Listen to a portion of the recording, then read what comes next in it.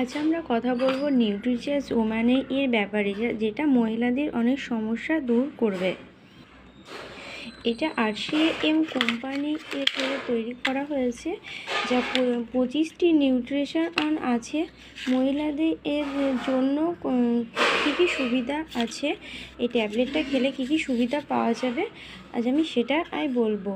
তার এক হলো রক্ত কম যাদের আছে তারা খেতে পারবে। 2, বারবার কপালে যন্ত্রণা যাদের হয় তারা খেতে পারবে। 3, চোখের নিচে কালো দাগ দূর হবে।